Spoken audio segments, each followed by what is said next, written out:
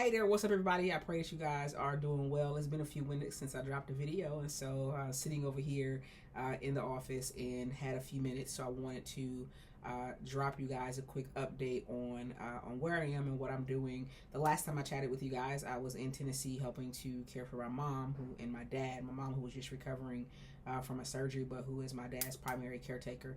And so I've been back home a couple of weeks. My oldest brother is there.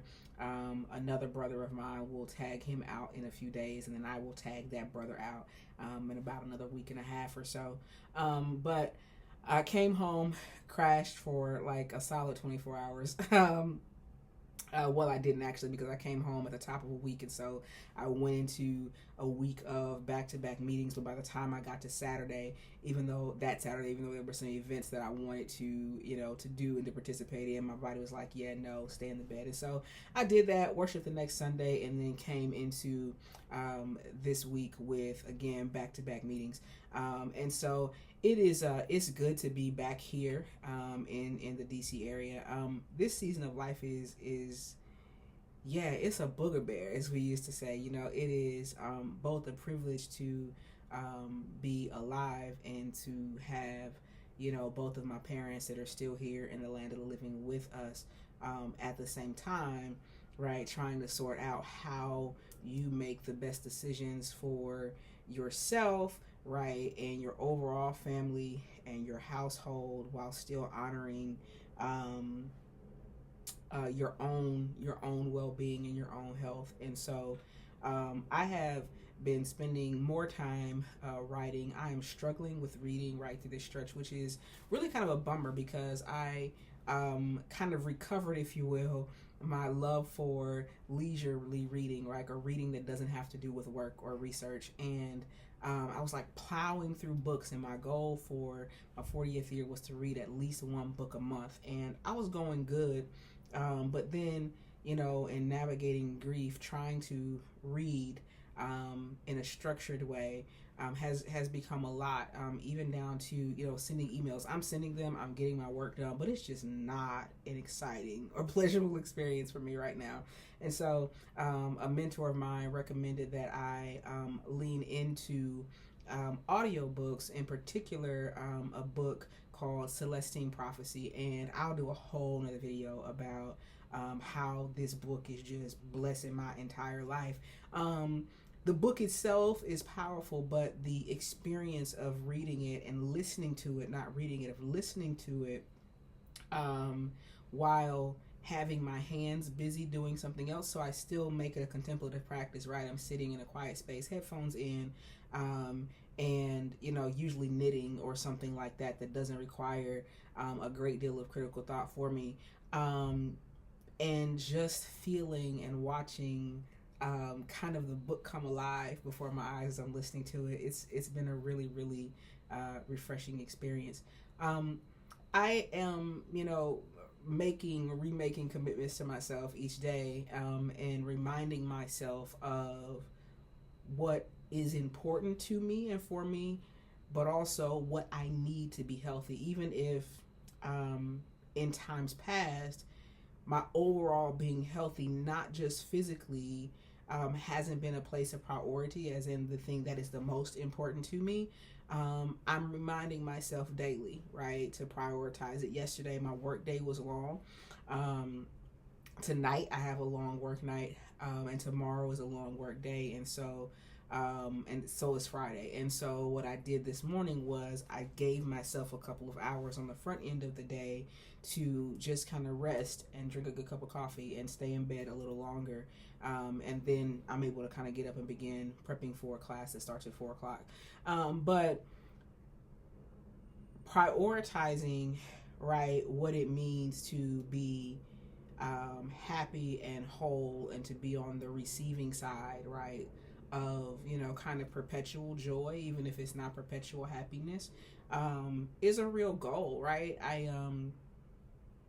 While I'm struggling in the reading area, or the area of reading, I'm not struggling in the area of writing, which is odd. At least for me, it's an odd experience. But I'm writing daily, whether it is in my journal, pen to paper, or my free write. Guys, I just got the free write Hemingway or Hemingwright version, and it's amazing.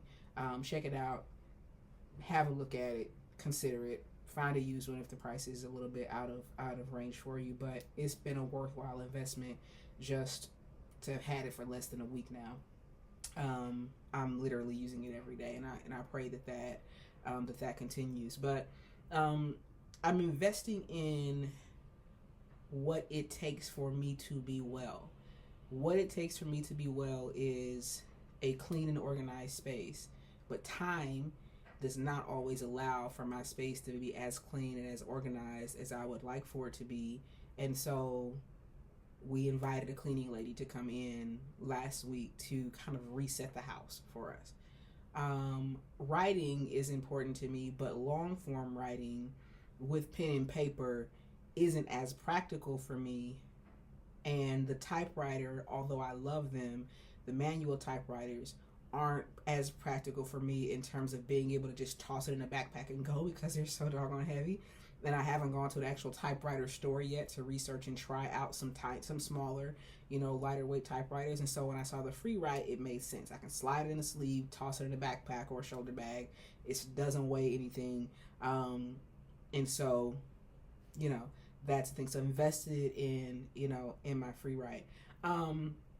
I'm spending more time, or less time, if you will, in a car. And so walking gives me good fresh air. It gives me inspiration for the artistic things that I'm doing or that I want to do. It allows me to see the world and experience the world in a different way. And it gives me exercise. And it allows me to slow down a little bit, because it's naturally going to take me, a little longer to get where I'm going. If I'm walking instead of driving, although that may not be true in DC. It might take you 30 minutes to go 2 miles in a vehicle here in DC. So much quicker to walk in many cases. But I am looking toward the things that are healthy for me, right?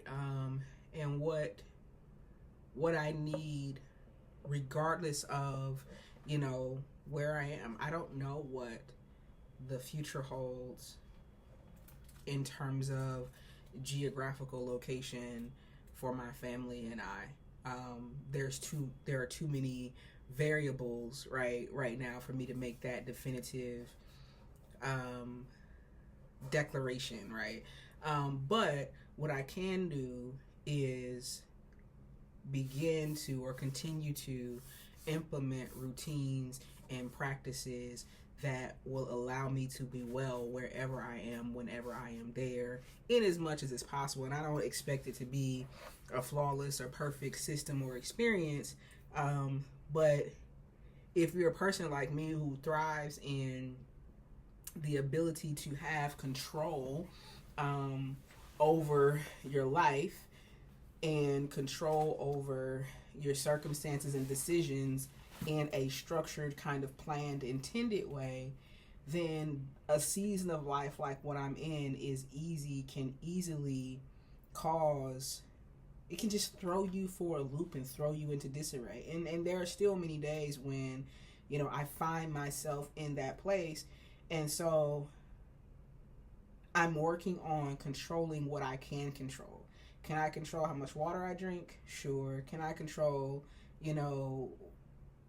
the types of food that I put in my body? Sure. Can I control that I'm taking my time to walk somewhere? Can I say to myself that if I've got to rush to get somewhere, that I probably don't have time to do it, and therefore give myself permission to remove that thing from my schedule? Can I make the decision to not take on anything that has a kind of urgent nature to it? These are things that I can control. Can I set available times in my calendar and not only honor those for myself, but require others to honor them, so that I have built-in breaks that I need to breathe and regroup and reset? Absolutely. And the thing is that many of these things and practices that I am exploring and considering and trying and other things, they are countercultural, right, to the culture that we find ourselves in now. They are counter the culture of, you know, high productivity, multitasking, um, constant availability, increased accessibility, you know, efficiency. Efficiency is important to me, and it has always been important to me. And generally, efficiency has been, how do I get the quality work product done in the shortest amount of time? And now I find myself embracing slower practices, um, and imperfection. I have generally, particularly as a creative, been a perfectionist, and have taken a lot of time, right, to perfect many of my crafts. And I find myself now really revisiting that thought. What is the benefit of something being perfect? And do others see the imperfections that I see in my own work? Or am I holding myself to a standard that doesn't even really make sense, right? And oftentimes I found that it's the latter, that when something is out of place or when something is not perfect, that I will lament over it, that I will obsess over it in many ways, and making a practice of releasing myself from that, and also making a practice of not allowing others to hold me to the perfectionism that I have held on to or held as sacred, right, for so long. Another thing is that I am intentionally seeking out things that are beautiful and spaces that are beautiful. And so, could I, you know, pick up a plastic disposable ink pen? This one's just sitting on the desk and so I'm fidgeting with it. Sure. A basic number 2 pencil? Sure. And to some degree, maybe, yeah, so certainly can, and maybe certainly need to, in some regards. But if something that is more beautiful, brings me more joy, improves my overall well-being and health, then I'm giving myself permission to invest in that thing. And it doesn't have to mean that it's expensive. It could be, right, that it's something that is inexpensive. I'm investing in more classic books, right? Books that, you know, will maybe on a banned list at some point. How am I building out, right, a library again? I had convinced myself, my husband and I were moving so much at one time. I mean, year to year, we were moving somewhere new.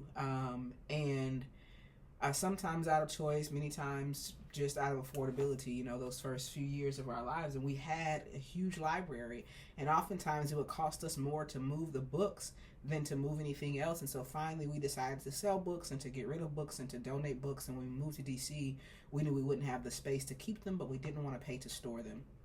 And so we made the decision to get rid of a good portion of our books. And on the one hand, I still think it was a necessary thing to do. On the other hand, I'm very much looking toward and looking forward to when we are able to fully build out our libraries again in a responsible way, not in shopping through Amazon and big box stores, but in sourcing books and finding books that we like and love and that we read, not just buying books, you know, to stack up. Today I was walking on campus, and we have our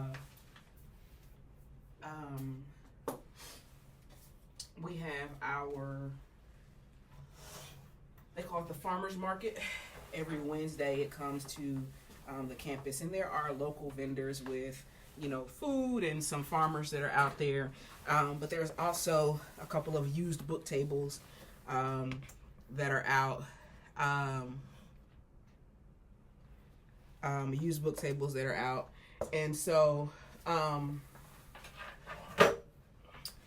I picked up a couple of books today. $2, right? Which would have cost me probably, this one has it as $18. $18 brand new. And this one I would assume is probably about the same one. But This one is Just Mercy by Bryan Stevenson. And this one is a novel by Toni Morrison, right? $2, $2, $2, $2. And so excited to add these to my library. Yes, to read for myself, but also I am priding myself in having things on my shelves that will spark interest with the students that come through the office or come through the house. And so again, it is slowing down to decide on how my day is going to go. When I left the house today, I was torn between, do I listen to the audiobook and go sit somewhere outside while I'm waiting for my classes to begin, or do I how shall I say, go out with a camera and take photos, or do I listen to the audiobook, or do I just go walking? And so I chose to pull a camera off of the shelf today that I haven't used for some emotional reasons. But I decided to get it out and blow the dust off. And I took today, I wish you guys could see this in color. These are tulips. I'll see if I can post it on the community post. These are tulips, and this is in color with a black frame around it.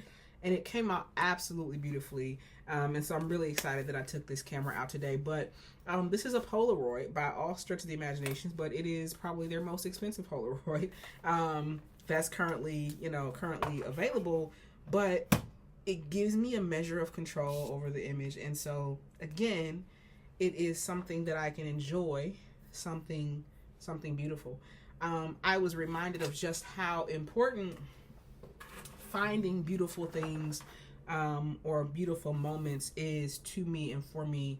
A couple of weeks ago when I was at my mom's, I did a video about it. I was out watching the sunrise in my childhood home, or in the backyard of my childhood home, and being able to go out each morning and just walk around and watch the sunrise or watch the sunset, or just walk around the property and breathe in fresh air and enjoy the quiet and the peacefulness on the land was, I don't know, it was rejuvenating for me, so much so that when I returned to the city, everything even now seems so loud, right? And so I've been finding myself walking around and searching for the places on the campus or in the neighborhood that mimic as close as possible that sense of peace and solitude, but joyful quiet that I experienced when I was home.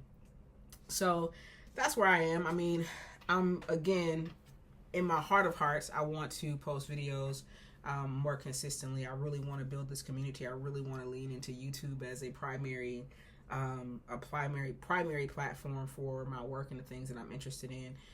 That season of life doesn't seem to have fully come yet, and so I am aiming to be patient and to post as consistently and as often as I can, and when I can't, to not hold myself hostage again to my own sense of expectation. But I hope that you guys will continue to log in when you can, that you'll continue to join me, and that you will hit that like and subscribe button so that we can pop these up in the algorithms. I'm hoping to figure out something consistent so that you guys can know what to expect. But I guess all of that to say is an update.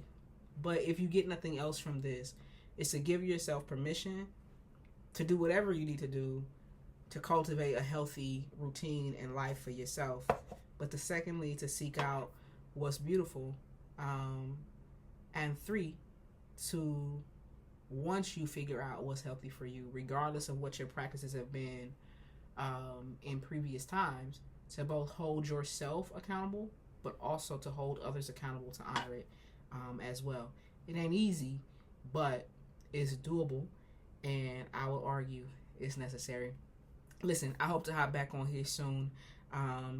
If I don't think I don't love you, but I hope to hop back on here soon. I thank you guys for hanging around, if you've hung around this long, and I look forward to the next time we chat. In the meantime, go holler back now. Take care.